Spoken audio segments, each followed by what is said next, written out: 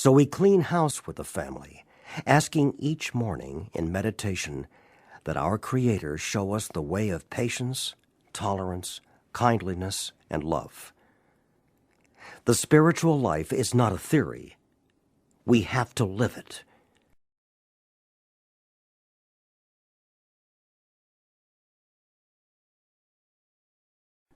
God will constantly disclose more to you and to us. Ask Him in your morning meditation what you can do each day for the man who is still sick. The answers will come if your own house is in order. But obviously, you cannot transmit something you haven't got. See to it that your relationship with Him is right, and great events will come to pass for you and countless others. This is the great fact for us. Abandon yourself to God as you understand God. Admit your faults to Him and to your fellows. Clear away the wreckage of your past. Give freely of what you find, and join us. We shall be with you in the fellowship of the Spirit, and you will surely meet some of us as you trudge the road of happy destiny. May God bless you and keep you. Until then.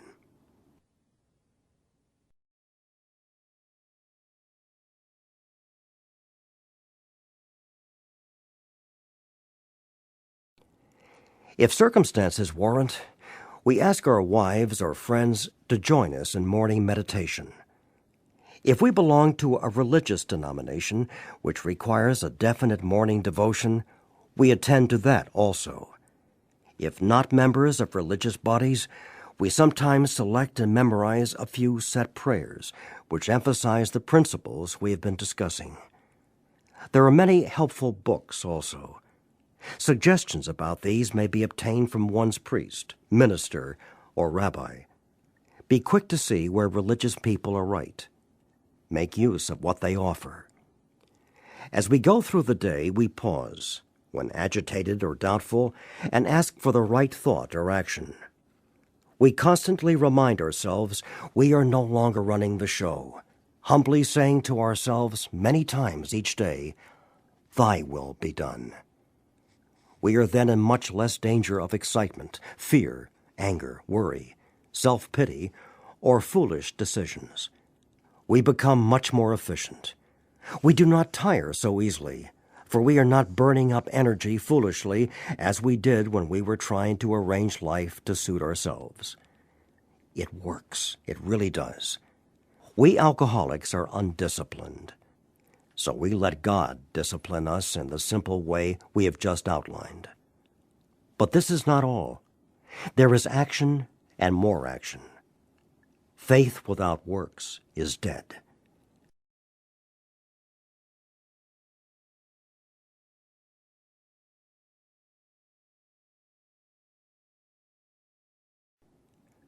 On awakening, let us think about the 24 hours ahead.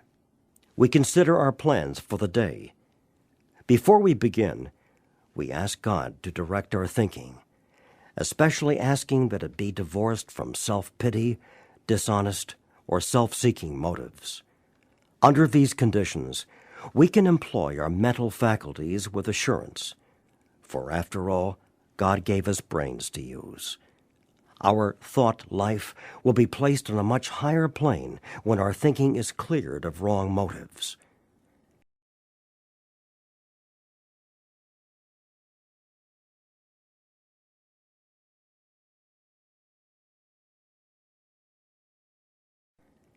In thinking about our day, we may face indecision.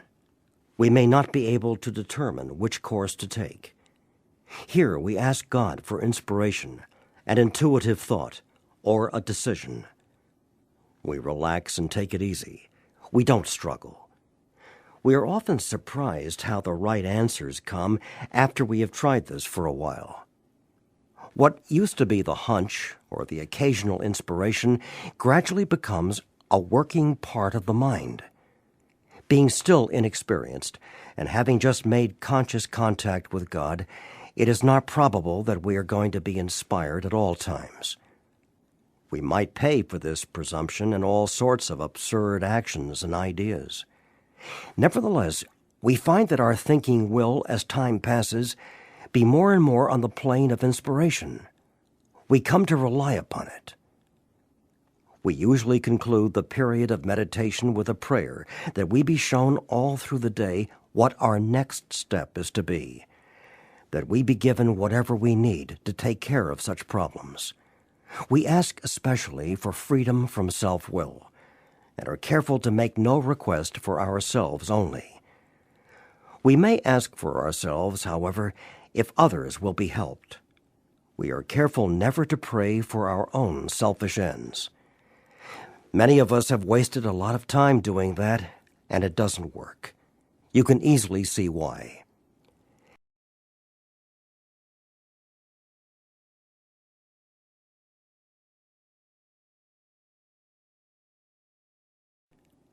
When we retire at night, we constructively review our day. Were we resentful, selfish, dishonest, or afraid? Do we owe an apology? Have we kept something to ourselves which should be discussed with another person at once? Were we kind and loving toward all? What could we have done better? Were we thinking of ourselves most of the time? Or were we thinking of what we could do for others, of what we could pack into the stream of life?